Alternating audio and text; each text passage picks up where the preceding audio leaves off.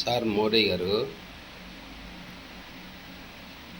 Sir పాకిస్తాన్లో ఉగ్రవాదులు ప్రజలు అందరూ కలిసి వాళ్ళు చేస్తున్నారంటే, ర్యాలీ చేస్తున్నారంటే వాళ్ళు ఎంత ఉగ్రవాదులో తెలుసుకోండి సార్ ఒకసారి. సార్ ఉగ్రవాదులకు సపోర్ట్ చేసేది వాళ్ళ ప్రజలే, వాళ్ళ మతమే, వాళ్ళు చెప్పే మాటలే. ఆ మాటలే వాళ్ళని ఉగ్రవాదులాగా తయారు చేస్తున్నారు సార్, ఓన్లీ పాకిస్తాన్లోనే. ఆ విధంగా ఎందుకు చెప్తున్నారు తెలిసిన? వాళ్ళ ఖురాన్లో తప్పు చేయండి, మనిషిని చంపండి, మనిషిని బాధ పెట్టండి అని వాళ్ళు దాంతో లేదు. వాళ్ళ ఖురాన్లో అస్సలు అట్లాంటివి లేనే లేవు. అయినా వీళ్ళు మనది దాయాది దేశం అని తెలుసుకొని ఆ దాయాది దేశాన్ని మనం డెవలప్ అవుతున్నాం సార్. అయినా అక్కడున్న రాజకీయ నాయకులే ఆ విధంగా చేస్తున్నారు. పాపం ప్రజలు వాళ్ళకు లోకల్గా ఉన్న ప్రజలకి ఏం తెలియదు.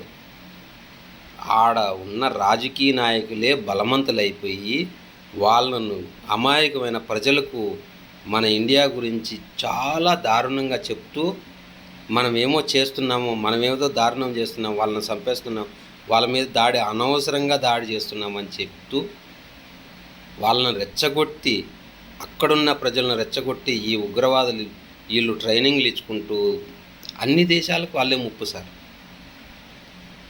అన్ని దేశాలకు వాళ్ళే ముప్పు సార్. ఒక్కసారి చూడండి సార్. ఇప్పుడు మీరు మనకు ఆయన ట్రంప్ గారు చెప్పినారు, విఎస్ ట్రంప్ గారు చెప్పినారని మనం అగ్రిమెంట్లు అన్నీ రాసుకున్న తర్వాత కూడా వాళ్ళు బుద్ధి చూపించినారంటే వాళ్ళు ఎక్కడ సార్ మారుతారు? ఎక్కడ సార్ వాళ్ళు అర్థం చేసుకుంటారు చెప్పండి? మన భూభాగంలో వాళ్ళు ఆక్రమించుకున్నారు సార్. మన భూభాగాన్ని ఆక్రమించుకొని వాళ్ళు చలామణి అవుతున్నారంటే మీరు ఇంక లెక్క చేసుకోండి సార్. ఇప్పుడు దాకా పిఓకి అని మనం సరేలే వాళ్ళు ఉండని ఎంత ఓపికగానే పెట్టుకున్నారు. ఇప్పుడు మన భూభాగంలో చాలా వరకు మన భూభాగాన్ని మనం ఆక్రమించుకోవాలి. యుద్ధం జరిగింది సార్. మోదీ గారు, ఇంటికొకరు మన ఆర్మీ లాగా మమ్మల్ని తయారు చేయండి సార్. మేము వస్తాం సార్. మన దేశం కోసం చచ్చిపోతే కూడా చచ్చిపోయాను సార్. మన భూమాతను, మన భారత మాతను మనం కాపాడుకుందాం సార్. మన భారత మాతకు జై అంటే మనకి ఎంత సార్. మనకు హిందూ అంటేనే అది పునర్జన్మం ఇచ్చినాం సార్. పునర్జన్మం ఇచ్చినంత మనకు ఇది హిందుత్వం అనేది చాలా. ఒకడిస్తే మనం తీసుకునేది కాదు హిందుత్వం. మనకు హిందుత్వమే వచ్చిండేది. మనకు హిందుత్వమే వచ్చిండేది. హిందుత్వం ఒకడిస్తే మనం తీసుకోలే. ఈ అరామే నా కొడుకులు మాసలో మనలోనే మనల్ని చీలికలు చేసి మనకే ఇబ్బంది పెడుతున్నారు సార్ మోదీ గారు. మనమల్ని చీలికలు చేసి మనమల్ని ఇబ్బంది పెట్టి సార్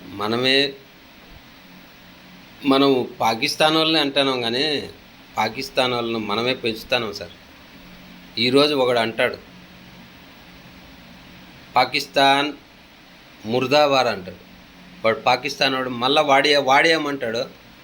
సరే, మీరు మీ హిందూ ధర్మానికి పుట్టింటే, సొంతంగా హిందూ ధర్మానికి హిందూ మడ్డకు పుట్టింటే మమ్మల్ని పంపించండి చూద్దాము పాకిస్తాన్ కొన్ని. వాడే మాట్లాడతాడు మళ్ళీ. ఎవడు సార్ చెప్పేది? హిందువులు అంత చీపుగా ఉన్నారేమో సార్? ఇంత చీపుగా ఉన్నారా హిందుత్వం? సనాతన ధర్మం ఎంత ధర్మంగా పోతాన్నా కూడా వాళ్ళు రెచ్చగొట్టి వేరే మతాలు వాళ్ళు కూడా మనోళ్ళే సార్ వాళ్ళు కూడా. అయినా ఈ మతాన్ని ఎవరు కనిపెట్టినారో కానీ ఆ మతాన్ని రెచ్చగొట్టి మన మీదకే మన వాళ్ళు తెప్పిస్తున్నారు.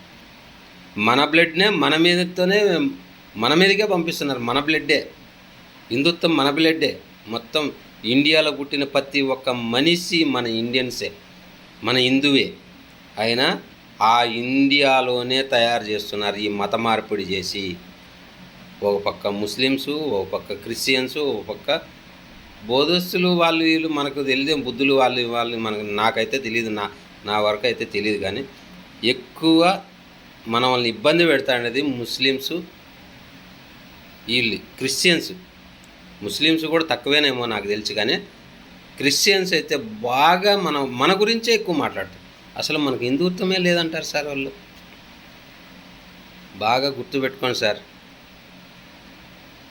ఇండియాకు ఇంటికి ఒకడిని పంపించి అసలు పాకిస్తాన్ని మనకు లేకన్నా పోతేనే మేలు సార్.